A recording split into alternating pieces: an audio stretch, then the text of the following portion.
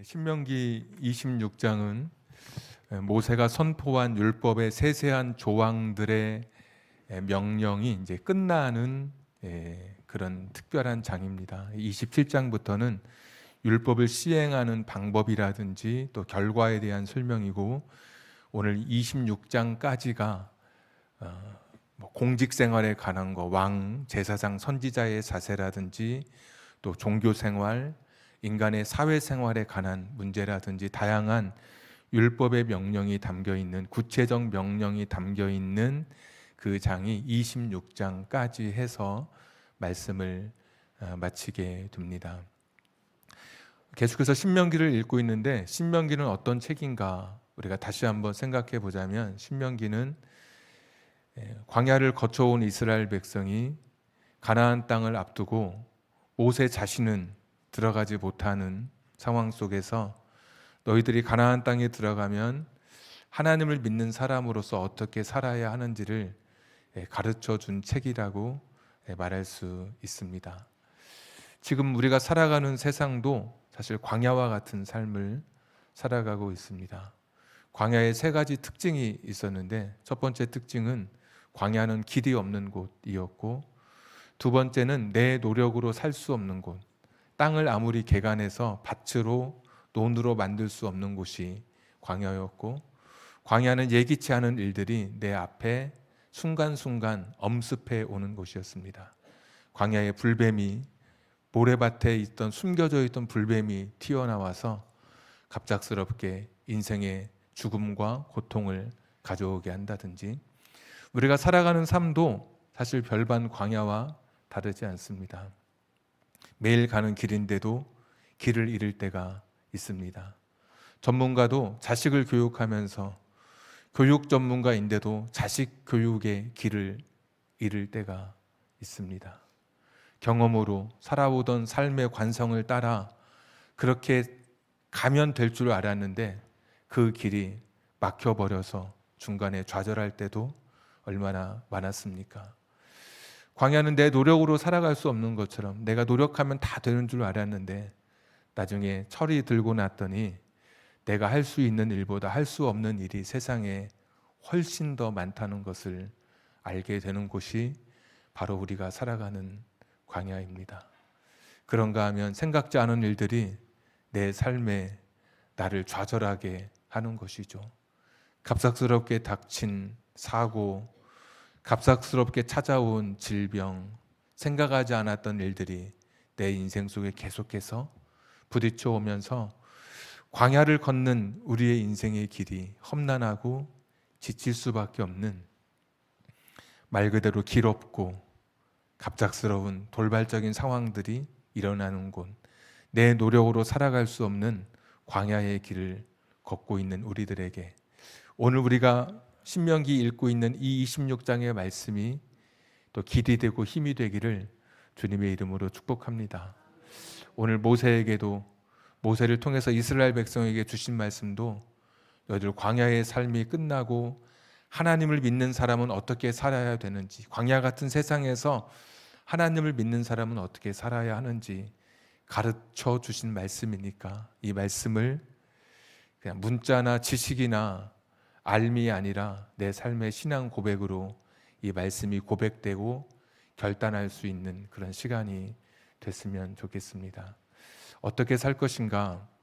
오늘 보면 가서 가나안 땅에 들어가면 드디어 농사를 짓게 됩니다. 그제는 유목 생활을 하다가 농사를 짓게 되면 2절에 보시면 만불을 가져다가 하나님 앞에 드리라고 이야기합니다. 그래서 만불은 자칫 생각하면 끝, 마지막이라고 생각하기 쉬운데, 이 맞은 순수 한국어로서 맏며느리, 맏아들 할 때 첫을 가리키는 단어입니다.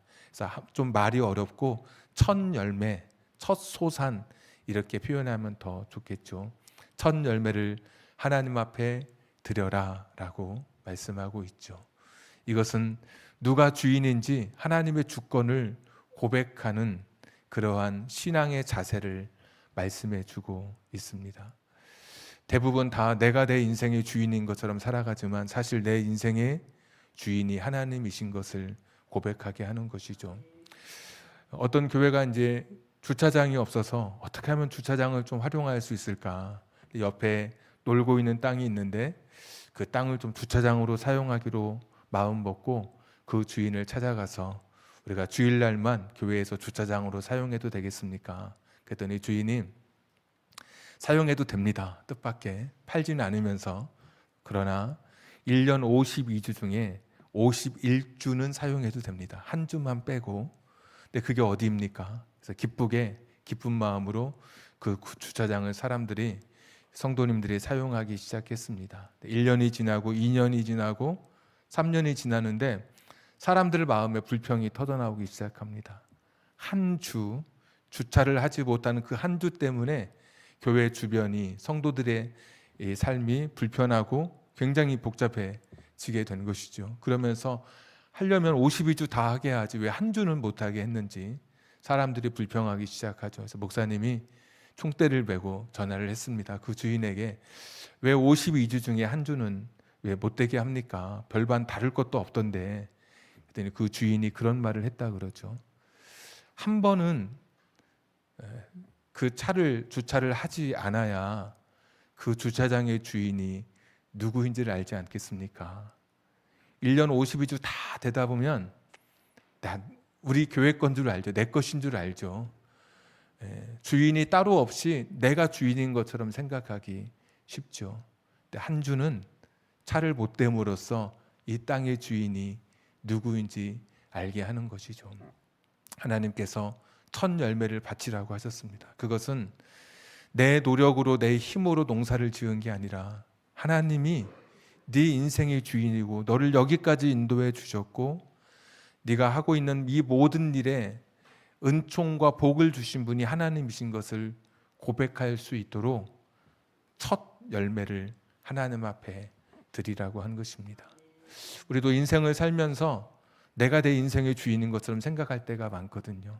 지금 내 손에 쥐어 있는 작은 것들이 내가 잘해서, 내가 노력해서, 내가 머리가 똑똑해서, 내가 그때 아주 결심을 잘해서 내가 이룬 성과라고 생각하기 쉽지만 하나님은 광야를 살아가는 우리들에게 지금 살아가고 있는 삶의 사실 전부가 하나님이 우리에게 주신 선물이고 그것을 고백하는 것이 첫 열매라고 말씀해 주고 있습니다. 2절에 보시면 첫 열매를 광주리에 담아서 드리라고 말씀합니다. 원래 당시에 신에게 드리는 제물은 그렇게 허술한 소박한 광주리에 담는 법이 없습니다. 만약에 제가 여러분에게 강단에서 쓸 컵이 필요하다. 이 컵도 여러분 되게 오래됐지만 좋은 컵입니다. 어떤 분이 컵이 오래돼서 컵을 좀 사고 싶어서 한번 백화점을 다녀왔다는 이야기를 하시더라고요. 강단에서 쓰는 컵이라서 아마 신창시장에 가지 않고 그분이 백화점에 간 것 같습니다. 그래서 강단에서 쓸 컵이라고 이야기하면서 그 컵을 찾았는데 이런 비슷한 컵이 이건 오래된 컵입니다. 이런 비슷한 컵이 뭐 7만 원도 하고 8만 원도 한다고 합니다. 그래서 강단에서 쓴다고 해서 좀 더 비싸게 파나 싶은 마음도 그래서 이제 결국 못 사고 제가 사라고 말씀도 안 드렸고 제가 강단에서 어떤 접시가 필요합니다. 그러면 아마 신창시장 가지 않을걸요, 여러분. 어디 백화점에 가서 하셨겠죠. 신에게 드리는 것을 그렇게 쉽게 그냥 허술하게 소박한 광주리에 담는 법이 없습니다. 그 당시에 신에게 드릴 때는 휘황찬란한 금그릇이나 은그릇이나 멋지게 조각한 그 작품 위에 올려놓게 되겠죠. 그런데 하나님께서는 사람들이 늘 쓰던 소박한 광주리에 우리의 신앙의 고백을 담게 해 주셨습니다. 그러니까 하나님을 향한 나의 사랑의 고백, 신앙의 고백은 거창하지 않아도 됩니다. 어떤 분은 기도할 때 저는 기도를 못해요 그러는데 기도는 잘하고 못하고가 없습니다. 아이가 부모 앞에 서서 무슨 말을 할 때 얘가 말을 잘하는구나 못하는구나 이제 어린아이에게 그렇게 기대하지 않습니다. 그냥 말하지 못해도 그냥 끙끙거려도 그것이 예쁜 것이고 그 뜻을 다 부모가 알아채는 것처럼 하나님 앞에서 기도 못하고 잘하고가 없습니다. 소박한 광주리에 내 마음을 담으면 그것이 하나님께서 기뻐 받으시는 것이죠. 지난주 헌금 가운데 이런 헌금 봉투가 있었습니다. 여러분도 주보 보시면 아시겠지만 이런 헌금 제목이 있었습니다. 과부 두 렙돈의 헌금 드리게 하심을 감사. 어떤 분은 그렇게 헌금을 하셨더라고요. 금액이 문제가 아닌 것이죠. 자신이 가지고 있는 것에 어쩌면 그분이 할 수 있는 최고의 것을 저는 드렸다고 생각합니다. 과부 두 렙돈의 헌금을 드리게 하심을 하나님을 감사합니다. 그러면서 하나님 앞에 예물을 드리셨어요. 이것을 보면 하나님께 여기까지 나를 인도하신 하나님을 향한 나의 그런 이 신앙의 고백은 내가 물질을 드리면서도 하나님의 주권을 인정하고 소박하지만 광주리에 담아 내 마음에 그런 고백을 매 주일 화려하진 않아도 멋지게 기도할 수는 없어도 내 진심을 담아서 하나님 앞에 이렇게 첫 열매를 드리라고 말씀해 주고 있습니다. 그래서 첫 열매를 농사하고 나서 첫 열매를 광주리에 담고, 또 두 번째 이 첫 열매를 드릴 때 해야 할 일이 5절에 보시면 고백을 하라고 말씀하십니다. 고백. 그래서 5절에 이렇게 되어 있죠. 너는 또 내 하나님 여호와 앞에 아뢰기를, 이렇게 말해야 되는 거예요. 지금부터 내 조상은 방랑하는 아람 사람으로서. 그러면서 이거를 10절까지 쭉 고백하게 했습니다. 그러니까 행위가 전부가 아니라 우리가 봉투에 써서 헌금하고 온라인으로 송금, 이게 전부가 아니라 거기에 나의 신앙의 진실한 고백이 담겨야 한다고 하는 것이죠. 방랑하던 아람 사람이라고 하는 것은 이스라엘의 조상은 아브라함, 이삭, 야곱인데 아브라함은 고향이 밧단 아람이었습니다. 같은 아람이고 지금 가나안 땅은 사람들이 정착해 있고 아람 사람 하면 땅이 없어서 지금 유목하는 유목민들을 가리킵니다. 그러니까 방랑하든 방황하든 유리하는 아람 사람, 정처 없이 어디에서 머물러야 할지 모르던 그런 우리들을 하나님께서 이곳 가나안 땅까지 인도해 주셔서 감사합니다. 이 고백을 하나님 앞에 드리라고 하는 것이죠. 오늘도 우리가 이 시간 주 앞에 나와서 찬송도 하고 기도하고 예배하고 헌금을 드리면서 오늘 우리의 고백은 사실 아람 사람의 고백으로, 하나님, 저는 아람 사람 같은 사람이었습니다. 내 인생이 별 볼 일 없었고 내 인생이 방황하고 절망하고 스스로 무너져 내렸던 내 인생, 어디에서 내 마음을 정주해야 할지 몰랐던 내 인생을 하나님께서 여기까지 인도해 주셔서 감사합니다. 이것이 광야의 길을 걷는 우리들에게 주시는 첫 번째 말씀입니다. 오늘 여러분의 삶에 하나님이 주신 것들을 보면서 내가 이룬 것이 아니라 하나님이 내게 주신 것이라고 하나님의 주권을 인정하면서 나의 똑똑함, 나의 대단함이 여기까지 나를 이끌어 온 것이 아니라 하나님이 내 인생을 인도해 주셨기에 여기까지 왔음을 고백하면서 하나님 앞에 진실한 예배자, 떠듬떠듬 거려도 나의 속마음을 광주리에 담아 하나님 앞에 드릴 수 있는 여러분 되기를 축복합니다. 이렇게 복받은 우리들, 하나님의 이러한 은혜를 누린 인생들은 자기 이 예배당 안에서만 하나님을 향한 나의 감사로 끝날 수 없다고 말씀하고 계시죠. 그래서 11절, 12절 이렇게 같이 보시면 그런 말씀이 있습니다. 내게 주신 그 열매를 거두고 나서 이것들을 레위인, 재산이 없는 사람들, 객, 나그네죠. 내 편이 없는 사람들, 나그네는 내 편이 없습니다. 시골에 가면 텃세가 심하다고 하는데 반대말은 나그네, 외지에서 온 사람은 자기 편이 없는 거예요. 그런 사람들, 그리고 고아, 보호자가 없는 사람들, 과부, 땅이 없어서 자기 생활을 스스로 일궈갈 수 없는 그런 사람들과 함께 추수한 열매를 나누라라고 말씀해 주고 계시죠. 신앙생활은 교회에서 결정되지 않습니다. 신앙생활의 진정함은 교회 밖에서 이것이 나의 교회 안의 신앙생활을 증명해 내는 것이죠.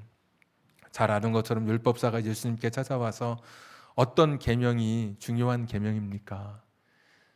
예수님께서 이렇게 말씀해 주시죠. 하나님을 사랑하는 것이 크고 첫째 되는 계명인데 어떻게 사랑하죠? 마음을 다해서, 목숨을 다해서, 뜻을 다해서, 힘을 다해서 사랑하는 것이다.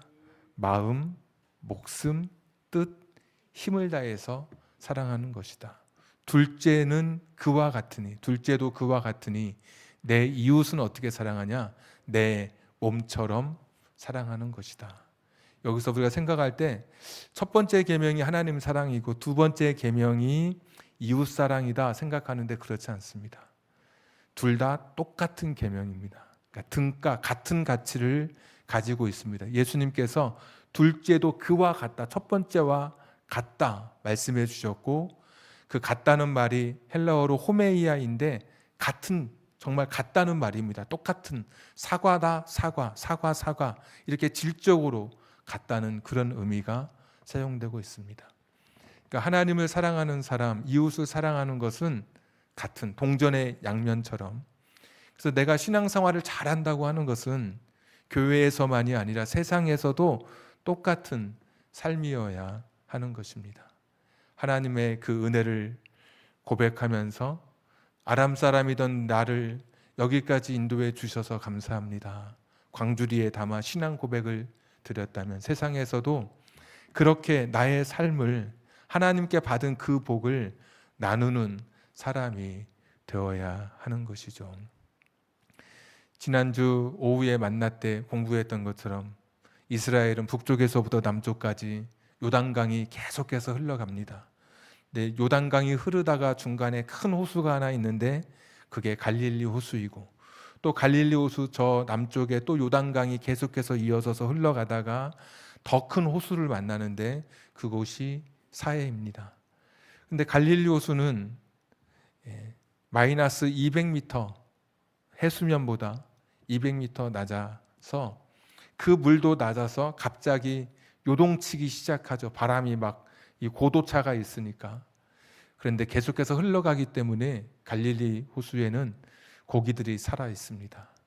근데 계속해서 요단강을 흘러내려갈 때 200m에서 마이너스 250m, 마이너스 300m, 거의 마이너스 400m, 사해가 마이너스 400m인데 거기 가면 더 이상 물이 내려갈 데가 없습니다. 바다보다도 이 수심이 더 낮기 때문에 내려갈 데가 없는 곳, 거기에는 고기가 살 수 없는 곳이죠.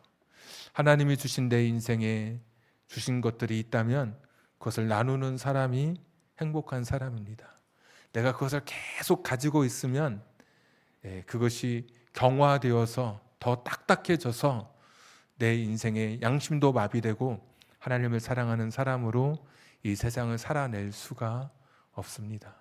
베풀고 나누는 삶, 하나님께서 이렇게 말씀해 주고 계십니다.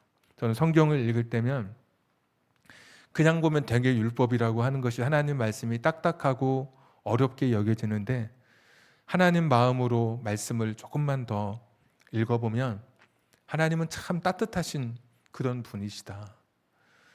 전부도 아니고 첫 열매 그거 가지고 와서 멋진 쟁반에, 멋진 무슨 그런 곳에 담지 않고 집에서 쓰던 소박한 광주리에, 내가 쓰던 광주리에 담아서 하나님께 드리게 하시고, 그리고 하나님을 향해서 고백했던 그것과 함께 나만 기쁜 것이 아니라 내 주변에 힘들어하는 그런 사람들을 향해서 그들과 함께 나누라고.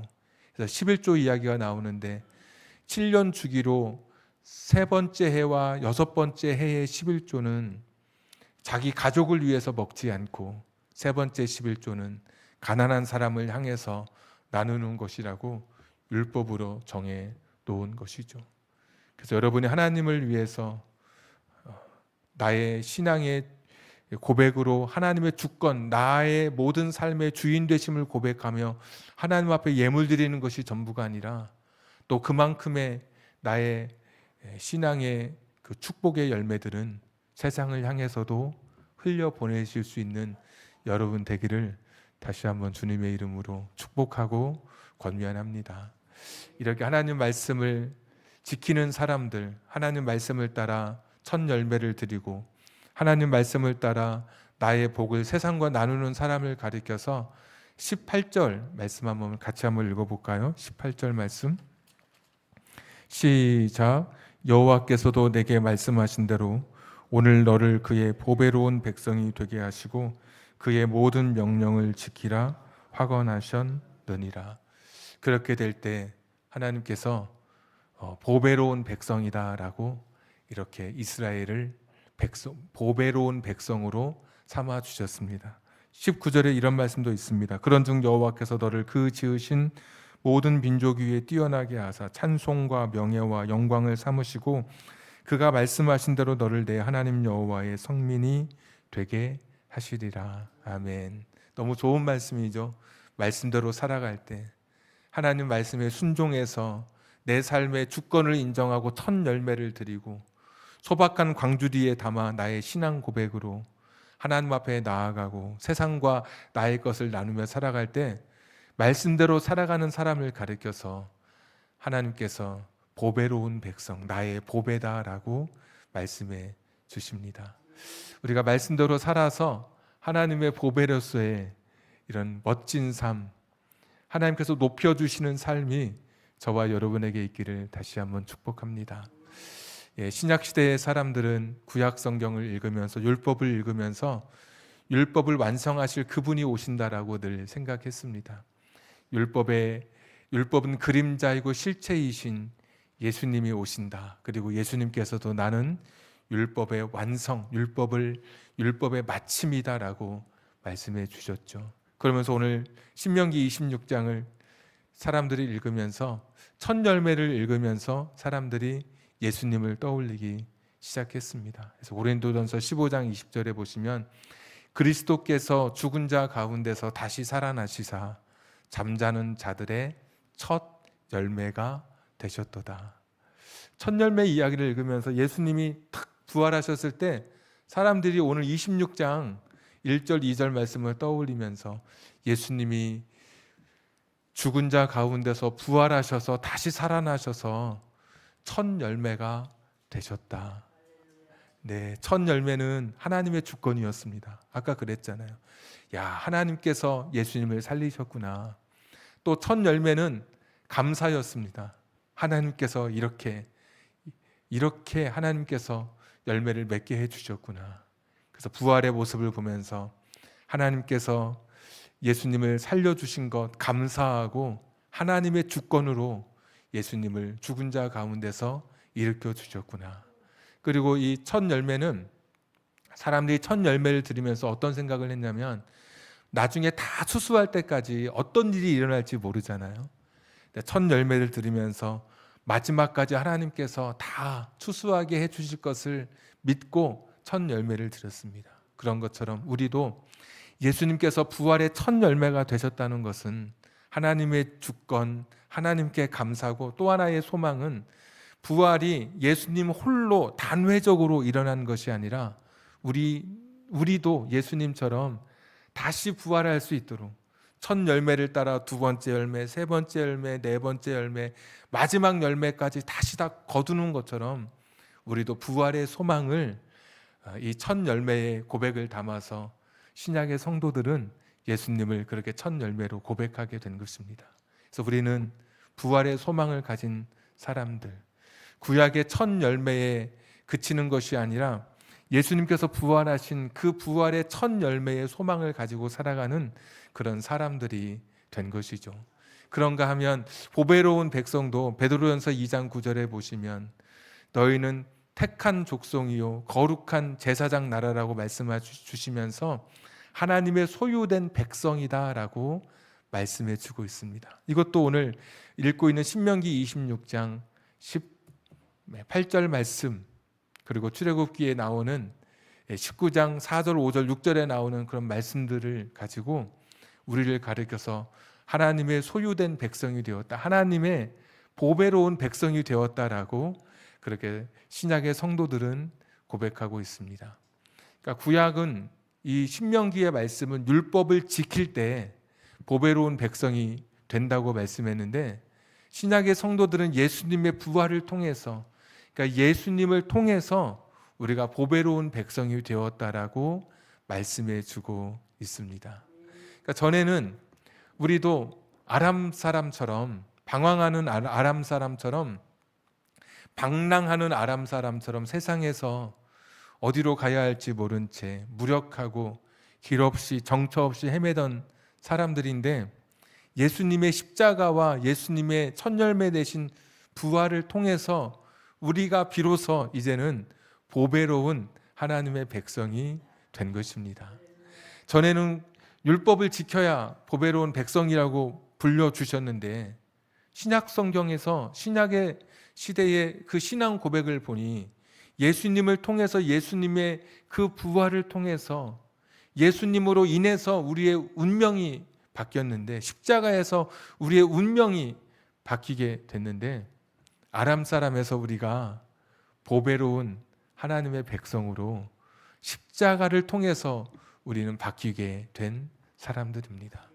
그래서 신약 성도들은 신명기 26장을 재해석하면서, 우리가 예수님을 통해서 내 운명이 달라졌고, 예수님을 통해서 내가 비로소 참 보배로운 하나님의 백성이 되었다라고 그들은 고백하게 된 것입니다. 그러면 우리는 어떤 사람들이냐? 하나님의 보배로운 백성이 된 사람들입니다. 나의 정체성은 하나님의 보배입니다. 하나님의 보배. 보배라는 말이 쇠굴라라는 말인데, 이 보배는 여러 가지 보화가 있지만 왕이 곁에 두고 있는 보배 합에 넣어두고 있는 보배를 가리키는 단어입니다. 그러니까 특별한 존재라고 하는 것이죠. 세상은 내가 무엇을 소유했느냐에 따라서 나를 평가하고 그것이 나의 정체성입니다. 내가 어떤 옷을 입느냐, 어떤 집에 사느냐, 내가 돈이 얼마가 있느냐, 내가 어떤 지위와 명예를 가지고 있느냐, 내가 무엇을 소유했느냐에 따라서 세상은 나를 평가하는데, 하나님 나라에서는 내가 누구의 소유가 되었느냐에 따라서 그것이 나의 정체성입니다. 나는 하나님의 소유가 된 사람들입니다. 그러니까 내가 무엇을 소유했냐가 아니고 누가 나를 소유했느냐, 나는 하나님의 소유된 백성, 하나님의 보배로운 백성이 된 것, 이것이 저와 여러분의 정체성입니다. 말씀드렸던 것처럼 험난한 인생의 광야길을 걸어가는 분이 우리 중에 있습니다. 제가 아는 몇 분은 확실하게 있습니다. 걸어도 길을 찾지 못해서 너무나 지쳐 있는 분도 계시고, 어떤 분은 자기가 아무리 노력해도 되지 않는 그 인생의 시간들을 보면서 스스로 자꾸 무너져 내리는 분도 계시고, 오늘 하루 어려운 산을 넘었는데 갑작스럽게 또다시 찾아온 돌발적인 상황 앞에서 광야에서 무너져가는 그런 분들도 있습니다. 근데 분명히 기억할 것은, 내가 십자가 안에서 예수님을 통해서 나는 운명이 바뀐 사람들입니다. 아람 사람처럼 그렇게 방랑하면서 그렇게 광야에서 끝나야 될 인생이었는데, 예수님 십자가를 통해서 내가 보배로운 백성이 된 것입니다.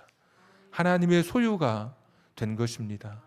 나는 그냥 살아가는 인생, 우연히 살아가는 인생이 아니라 계획을 갖고 계시고 내 인생을 가장 좋은 것으로 만드시는, 합력하여 선을 이루시는 하나님의 손에 붙들린 하나님의 소유된 백성으로 살아가고 있는 것입니다. 아이를 키워보신 분들은 아시겠지만, 아이들이 어렸을 때는 엄마가 손을 잡고 가면 그대로 있다가 조금 크면 걷기 시작할 때부터 엄마 손을 뿌리치고 혼자 걷거나, 아니면은 엄마 손을 자기가 잡고 걸을 때가 있습니다. 놀이터에 가면 엄마가 그렇게 아이의 그런 모습을 보면서 허용해 주죠. 그런데 차가 많이 있는 길을 걸을 때나, 또는 시간이 얼마 남지 않은 횡단보도를 걸을 때는 그러는 부모가 없습니다. 아이가 자기 혼자 걷거나, 아니면 아이가 부모 손을 잡으려고 하던 그런 때에도 부모는 그 순간에 그렇게 아이를 허용하지 않습니다. 부모가 아이의 손을 꽉 잡고 위험한 길, 그리고 그 여러 가지 어려운 그 험난한 그런 도로를 부모가 아이 손을 꽉 잡고 걸어가는 법입니다. 내가 내 인생의 어려운 길을 만날 때 하나님은 그 순간일수록 내 손을 더 꽉 붙드시고 내 인생의 길을 걸어가시는 그런 분이십니다. 결코 우리를 놓지 않으십니다. 그래서 성경은 하나님의 손에서 누구도 우리를 빼앗을 자가 없다라고 말씀하고 계십니다. 로마서 8장의 말씀처럼 사망도 생명도 천사도 권세자들도 능력도 그 어떤 높음도 깊음도 그 어떤 것도 하나님의 사랑에서 우리를 떼어놓을 수가 없다. 지금 여러분이 어떤 광야를 걸어도 나는 예수님 때문에 아람 사람이었던 내가 예수님 때문에 보배로운 백성이 되었구나. 내가 내 인생의 길을 걸어가는 겁니다. 오늘 이스라엘 백성이 고백할 때 7절에 보시면 이런 고백이 있습니다. 하나님께서 우리의 부르짖음을 들으셨다. 애굽에서 고통당할 때 우리의 부르짖음을 들으셨다. 보배로운 백성이신 여러분의 신음소리, 광야길을 걷는 여러분의 그 절망 속에서 흘러나오는 한탄, 나도 모르게 나오는 그 한숨을 하나님께서 들어주고 계십니다. 지금도 하나님께서 듣고 계십니다. 7절 또 계속 보시면 하나님께서 여러분을 보셨다라고 고백합니다. 근데 그냥 보셨다고 하지 않고 고통과 신고는 수고를 나타내는 말인데 고통과 수고와 압제를 보셨다라고 말씀하고 있습니다. 내가 다 알아 이렇게 말씀하지 않고 고통으로 생각되던 그것도 보시고 수고라고 생각했던 그것도 보시고 압제라고 생각했던 그 상황도 하나님께서는 다 상세하게 보고 계신 하나님이십니다. 하나님은 지금도 우리가 걷고 있는 인생의 길에 누구에게 말할 수 없는 그 눈물을 보시고 숨죽여 울고 있는 나의 울음소리를 들으시는 하나님이십니다. 누구에게 말하고 싶은데 다 말하지 못하는 나의 억울함도 하나님께서 헤아려 주십니다. 그런 하나님의 손에 붙들린 우리들입니다. 나라고 하는 존재는 광야에 나 홀로 내동댕이 쳐진 존재가 아니라 하나님의 손에 붙들려 하나님의 보배로운 존재가 되어서 하나님의 택한 백성으로 소유된 백성으로 하나님께서 지금도 나를 붙드시는 그런 존재로 살아가는 우리들입니다. 오늘도 나를 지켜보시고 나의 순간순간 내 삶의 상황과 환경 속에서 내 한숨 소리를 들으시고 세밀하게 나를 지켜보시는 그 하나님. 7절에 또 8절 9절에 마침내 나를 가나안 땅으로 인도하시는 그 하나님에 대한 고백으로 오늘 첫 열매를 드리라고 말씀해 주시는데 하나님이 그런 분이십니다. 내 인생의 주인이 되시고 내 인생을 여기까지 인도해 주신 하나님. 그전에 나 홀로 내 힘으로 살아왔다면 이제는 예수님으로 인해서 새롭게 살아가는 존재가 됐습니다. 내가 소유한 게 문제가 아니라 내가 누구의 소유가 되었느냐. 하나님이 내 인생에 관여한 순간, 간섭하시는 그 순간 그분은 다시는 내 곁을 떠나지 아니하시고 우리 인생의 광야길에 한 걸음 한 걸음 동행해 주실 것입니다.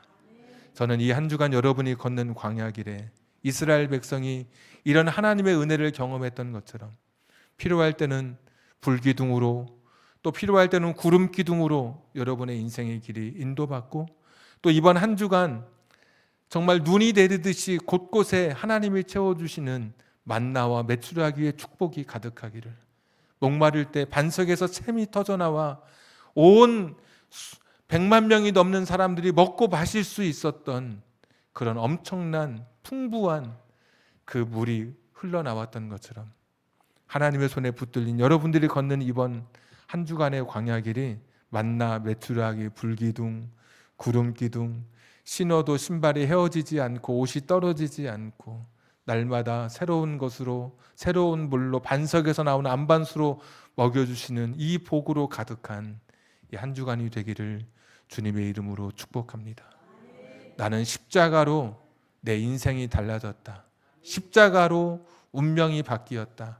아람 사람이던 내가 보배로운 하나님의 소유가 되었음을 고백하고 절대로 용기를 잃지 않고 이 한 주간도 광야길 십자가와 함께 걷게 되기를 주님의 이름으로 축복합니다. 우리 같이 찬송하고 기도하겠습니다.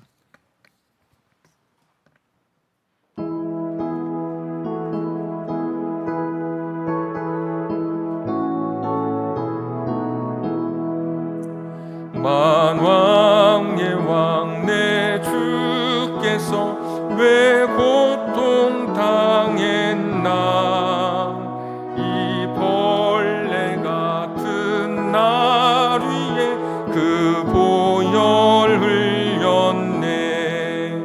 십자가 내가 처음 볼 때에 나의 마음의 큰 고통 사라져. 오늘 믿고서 내 눈 밝았네. 참 내 기쁨 영원하도다. 주 십자가 못 박힘은 속죄함 아닌가. 그 긍휼함과 그 은혜 말할 수 없도다. 십자가 내가 처음 볼 때에 나의 마음의 큰 고통 사라져. 오늘 믿고서 내 눈 밝았네. 참 내 기쁨 영원하도다. 늘 울어도 그 큰 은혜 다 갚을 수 없네. 나 주님께 몸 바쳐서 주의 이름 쓰리. 십자가 내가 처음 볼 때에 나의 마음의 큰 고통 사라져. 오늘 믿고서 내 눈 밝았네. 참 내 기쁨. 십자가 내가 처음 볼 때에 나의 마음의 큰 고통 사라져. 오늘 믿고서 내 눈 밝았네. 참 내 기쁨. 한 번 더 고백하겠습니다. 십자가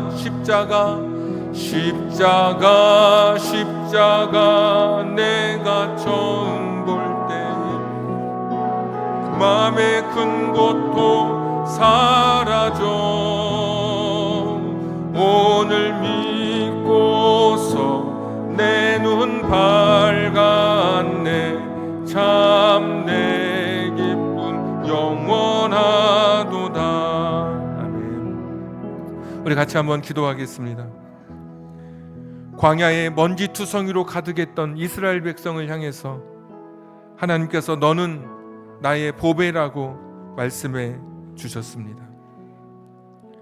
아람 사람처럼 세상에서 방황하던 우리들 하나님께서 언젠가 우리를 불러주시더니 십자가의 예수님을 통해서 이제는 우리를 하나님의 보배로운 백성, 소유된 백성으로 하나님께서 우리를 당신의 자녀 삼아 주셨습니다. 아람 사람이던 내가 보배로운 인생으로 십자가를 통해서 내 인생의 운명이 바뀌어진 사람들이 바로 우리들입니다. 내가 무엇을 소유했느냐가 아니라 내가 누구의 소유가 되었느냐, 이것이 나의 정체성입니다. 나는 하나님의 사람이 되었습니다. 당신께서 내가 흔들릴 때마다 내 손을 더 꽉 붙들어 주실 것입니다. 내가 위험하고 지칠 때마다, 절망할 때마다 하나님은 내 목소리 위에 더 숨죽여 내 목소리를 들으시고 내 환경을 살펴보시는 하나님이십니다. 아시고 보시는 그 하나님께서 내 손을 꽉 붙드시고 당신의 손으로 내 손을 붙드시고 인생의 광야길을 걸어가시는 하나님이신 것을 오늘 말씀을 통해 또다시 고백하며 나아갑니다. 나 같은 사람이 하나님의 보배로운 백성이 된 건 십자가 안에서 내 인생이 새롭게 해석되어지고 내 운명이 바뀐 사람들이니 이번 한 주간 광야의 길에 십자가 붙들고 든든히 서게 해 주시옵소서. 우리 같이 기도하기를 원합니다. 주여, 이 시간 주여 한번 부르고 십자가의 길, 이 광야의 길 든든히 걸어가게 해 주시옵소서. 우리 같이 기도하겠습니다. 주여, 하나님 아버지, 오늘 이 시간에 주님 주신 이 말씀을 기억하며 나아갑니다. 하나님 아버지, 내 안에 있는 것들이 주님을 향해서 고백하게 하시고 내 눈물과 내 고통과 내 슬픔을 아시는 주님께서 내 인생의 길 동행해 주시고 역사해 주심을 믿습니다. 내가 하나님의 소유가 된 것을 감사합니다. 내가 하나님의 백성이 된 것이 감사합니다. 내가 하나님의 사람이 된 것이 감사합니다. 내가 하나님으로 인해 살아가는 존재가 된 것이 감사합니다. 하나님 아버지, 지치고 절망할 때마다 주님 붙들고 살아갈 수 있는 우리 성도님들 되게 하여 주시옵소서. 우리 성도님들 되게 하여 주시기를 빌고 원합니다. 여호와 자비로우신 아버지 하나님이시여, 인도해 주시옵소서. 주님의 은혜를 구하며 주님의 능력을 구하며 나아가오니 주님 긍휼히 여겨 주시옵소서. 하나님 아버지, 내 신음소리를 들으시고 내 눈물을 아시는 주님께서 오늘도 내 삶을 지켜주심을 믿습니다. 내 수고와 내 고통과 내 압제를 아시는 하나님께서 오늘도 내 눈물을 기억해 주실 것을 믿습니다. 담대하게 살아가게 하여 주시옵소서. 힘들고 지쳐도 이 광야길 십자가 붙들고 나아갈 수 있는 우리를 되게 하여 주시기를 빌고 원합니다. 나의 정체성을 잃지 않게 하여 주시옵소서. 놀라운 삶, 은혜의 삶이 내 삶에 펼쳐지게 해 주시옵소서. 십자가, 십자가, 내가 처음 볼 때에 나의 마음의 큰 고통 사라져 오늘 믿고서 내 눈 밝았네. 참네. 우리 한 번 더 마지막으로 고백하겠습니다. 내 운명이 십자가에서 바뀌었습니다. 십자가, 십자가, 나마 처음 볼 때에 아람 사람에서 하나님의 보배로운 백성으로 십자가에서 바뀌었습니다. 오늘 믿고서 내 눈 밝았네. 참 내 기쁨 영원하도다. 하나님 아버지, 인생의 광야길을 걸으며 광야가 가진 한계 앞에서, 유한한 인생이 겪는 고통 앞에서 절망하고 지치고 무너졌던 우리 성도님들, 아람 백성에서 하나님의 보배로운 백성이 되기까지 예수님의 십자가가 내 인생을 바꾸고 내 운명을 바꾼 것임을 고백하며 오늘 하나님 앞에 설 수 있는 우리들 되게 해 주시옵소서. 내 인생의 광야길 걸을 때 지치고 절망할 때가 있지만 여전히 하나님께서 내 손을 더 굳게 붙드시고 놓지 않으시고 마지막 주님 품에 안기기까지 내 인생의 길 동행해 주시는 하나님이신 것을 고백하며 나아갑니다.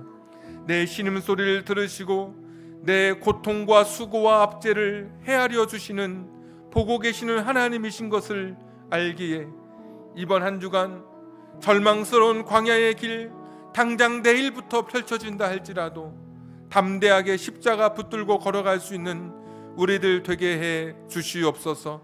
십자가와 함께 걷는 길, 불기둥과 구름기둥의 인도하심을 받으며 만나와 메추라기가 눈처럼 쌓여지는 축복도 경험하며 100만 명이 넘는 사람들이 반석에서 흘러나온 물로 목을 축일 수 있는 풍성한 은혜를 경험할 수 있는 우리들의 인생의 광야길이 되게 해 주시옵소서.